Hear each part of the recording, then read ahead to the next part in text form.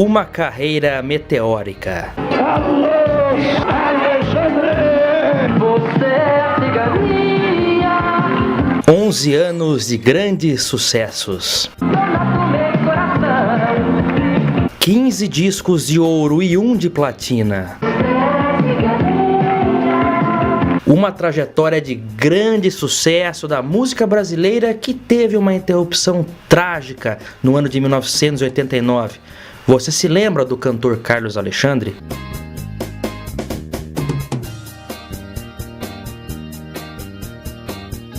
Olá amigos do canal PL, que bom que você está aqui. Esse canal traz literatura automotiva, histórias também, curiosidades e tudo mais. Estamos fazendo essa série com personalidades que infelizmente nos deixaram em acidentes, né? Foi em Nova Cruz, pequeno município no interior do estado do Rio Grande do Norte, que em 1º de junho de 1957 nasceu o meu xará, Pedro Soares Bezerra. Ele era o caçula de 7 irmãos.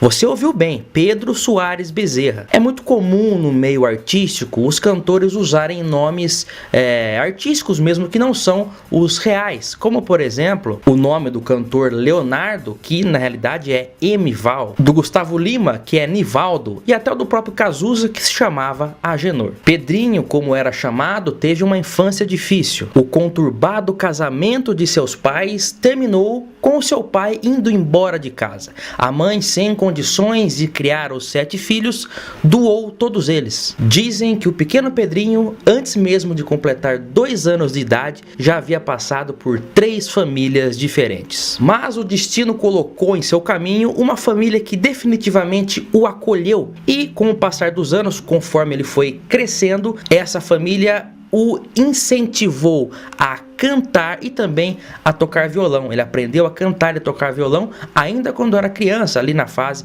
dos 8 a 10 anos. Mas foi só no ano de 1975 que ele começou a cantar de maneira mais profissional, mas também ainda usando o nome de Pedrinho. Nesse período gravou sua primeira música e também conheceu a sua esposa, Solange, com a qual viria a se casar. Quando ele a conheceu, Solange tinha um namorado, mas a relação acabou tempo depois. A música Arma de Vingança foi feita para ela. Eles se casaram e tiveram 3 filhos. Eu fui usado como arma de vingança. Nessa época ele também ficou conhecido como Pedrinho da Padaria, porque ele trabalhava como balconista em um armazém de um dos seus irmãos de criação. O nome artístico de Carlos Alexandre surgiu só em 1977 e foi uma ideia da própria Solange, que achava o nome, e com razão, né, o nome Pedrinho da Padaria muito ruim. E ela tinha um afilhado que se chamava Carlos Alexandre e ela achava esse nome muito bonito. Então foi por isso que ele então passou a usar esse nome de Carlos Alexandre. Ele já era um cantor realmente, mas quantos cantores não tem por aí? E ele estava lá no Rio Grande do Norte, mas o destino dele mudou quando cruzou em seu caminho o radialista Carlos Alberto de Souza, que estava em campanha para deputado federal lá em 1978, e disse para o Carlos: olha, se você cantar no meu showmício, se eu ganhar, eu vou levar você para São Paulo e lá nós vamos gravar um disco. O eixo Rio-São Paulo era onde se concentrava realmente o mundo artístico. Eles estavam lá no Rio Grande do Norte. Na época era permitido fazer showmício. Hoje em dia essa prática é proibida, né? Eram palanques ali onde políticos atraíam artistas para cantar e atrair público e angariar votos. E não deu outra mesmo, ele ganhou a eleição e cumpriu a promessa de levar para São Paulo não só o Carlos Alexandre, mas também outros artistas que ajudaram na campanha dele, e dentre esses artistas estava o cantor Giliardi. Foi na gravadora RGE, que fechou as portas no ano 2000, que Carlos lançou seu primeiro compacto. Compacto, até separei para vocês. Compacto é isso daqui, ó. Tem esse compacto do Moacir Franco, por exemplo, que aqui tem 2 músicas, né, que é o lado A e lado B. Lado A, Maior que a Distância, e lado B, Canção do Mar. Na verdade, o lado B, não, perdão, são 2 músicas por faixa. Então, são 4 músicas. Esse aqui é um compacto, né? O LP, propriamente dito, o LP já é o bolachão maior, esse aqui do Roberto Carlos, ó. Já esse disco, inclusive, ele é de 1965, esse disco aqui. É um dos primeiros do Roberto Carlos. Isso aqui é um LP, tá? E aí o primeiro compacto do Carlos Alexandre fez bastante sucesso, com a canção Arma de Vingança, que ele tinha feito para a própria esposa, e também a canção do Paralítico. Nome ruim, né? Mas enfim, a canção foi boa. Vendeu 100 mil cópias. Por causa disso, então foi lançado ainda em 78 mais um LP com a música Feiticeira. Essa sim, acho que foi a primeira grande explosão de sucesso que o Carlos Alexandre alcançou. Durante os anos 80, Carlos Alexandre se apresentou em vários programas populares da época, como o próprio Chacrinha, Clube do Bolinha, além de muitos shows Brasil afora. Vendagem absoluta no sul do país. Melodia que está chegando lá. Carlos Alexandre, cartão postal, é o sucesso de agora do elenco da RG. Ao longo da década de 80, constituiu um interessante patrimônio, inclusive uma fazenda chamada Alegria. Ele se desfez dessa propriedade em 1988 para investir em uma outra coisa que ele gostava muito: automóveis. Foi nesse mesmo ano de 1988, numa concessionária chamada Do Alto Veículos, do empresário Durval Dantas, que Carlos Alexandre comprou um Chevrolet Opala Commodoro 4 portas, ano 1987, de cor vinho. Vinho, mas também tem gente que relata que o carro era azul. Como a única foto que nós temos dele é em preto e branco, não se sabe ao certo. Então fica meio em haver essa questão se o carro era vinho ou se de fato ele era azul.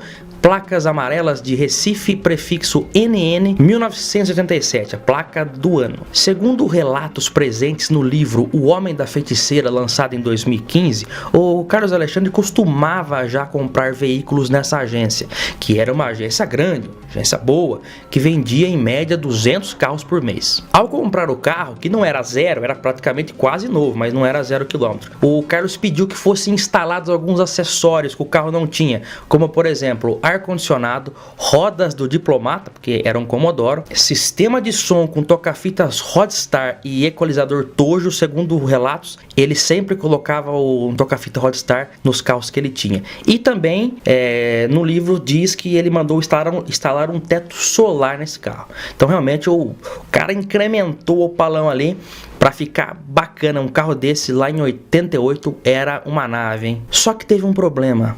O carro não foi bem aceito pela família. Sua esposa Solange não concordava com a compra do carro e queria que ele trocasse esse Opala por um Santana. Após algumas discussões com a esposa, ele deu uma declaração estranha. Abre aspas, é melhor eu dar fim nesse carro antes que ele define em mim. O derradeiro show, que se tornaria a última apresentação da vida de Carlos Alexandre, aconteceu no dia 29 de janeiro de 1989, uma sexta-feira à noite. O show aconteceu no município de Pesqueira, no estado do Pernambuco. Após o show, o Carlos Alexandre resolveu voltar para casa. Ele continuava morando em Natal, apesar do sucesso nacional, ele continuava morando em Natal. Então acabou o show, ele quis voltar para casa. Alguns organizadores do evento até convenceram, falou: Carlos, fica aí, descansa um pouco, porque ele estava visivelmente cansado mesmo, mas ele estava com pressa, queria voltar logo para casa, pois queria almoçar com a família, então resolveu voltar imediatamente. Partiram no Opala 2 músicos, César e o Sérgio, o motorista do Carlos Alexandre, o Berg, e o próprio cantor.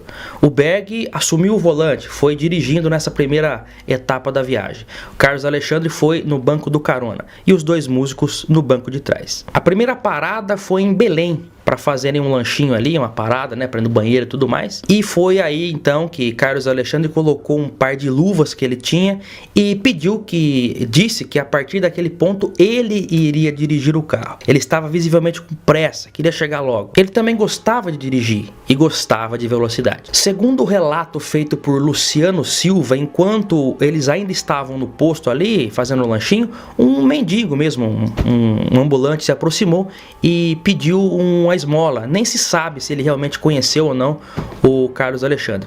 Então um dos músicos foi se levantar para ir até o carro pegar uma moeda, alguma coisa. Então aí foi nesse momento que o Carlos falou: não precisa, eu vou dar uma nota aqui para esse cidadão que vai compensar por todo mundo aqui, e sacou então uma nota de 5.000 cruzeiros, que hoje equivaleria a R$50. O mendigo, né, o morador de rua, ele ficou muito feliz, ele não estava esperando que ia ganhar tudo aquilo de gorjeta, né? Foi quando ele olhou no fundo dos olhos de Carlos Alexandre e disse: pô, cara, obrigado, boa sorte. Carlos então retrucou: eu sou um cara de sorte, eu tenho tanta sorte que Deus não irá permitir que eu morra. Como eu disse, nunca vamos saber se esse andarilho reconheceu o cantor de fato. De volta à estrada, Berg, que era o motorista, estava agora no banco do carona e contou que a última vez que ele olhou para o painel, para o velocímetro do Opala, o ponteiro oscilava em cima dos 190 km por hora. Eu não consegui apurar se esse Opala era de 4 ou 6 cilindros. A essa velocidade, logo já estavam em terras do Rio Grande do Norte. Foi quando, num retão próximo à cidade de Tangará, no interior do estado, que o Opala saiu voando da estrada e aterrissou tragicamente numa vala. Carlos Alexandre estava sem cinto. O corpo foi arremessado para fora do carro e sua cabeça se chocou com uma pedra. Ele morreu na hora. Os outros 2 músicos que estavam atrás e sem cinto também perderam a vida. O único sobrevivente foi Berg, que estava usando o cinto de segurança. Afundamento craniano encefálico. Outras fraturas pelo corpo. Sua morte foi instantânea. Aos 33 anos, desaparece o cantor Carlos Alexandre, cujo corpo está sendo velado no ginásio de esportes do bairro Cidade da Esperança, em Natal, Rio Grande do Norte, e às 16 horas será sepultado no cemitério Bom Pastor. A esposa Solange ficou viúva e com os 3 filhos para criar e passou dificuldades, porque apesar do alto faturamento, o Carlos Alexandre não tinha o costume de guardar dinheiro. Seu corpo foi sepultado em Natal no dia 31 de janeiro de 1989. Terminava ali de maneira trágica um dos maiores sucessos da música brasileira da década de 80. Pois é, meus amigos, mais um exemplo de que alta velocidade, infelizmente, pode ser fatal para todos nós. Espero que vocês tenham gostado desse vídeo. Se você gostou, olha aqui, ó, se inscreve, curta e compartilha. O canal PL é um canal que traz nostalgia para você. Quase todo dia estamos fazendo essa série homenageando personalidades que infelizmente nos deixaram precocemente. Um grande abraço a todos e até o próximo vídeo.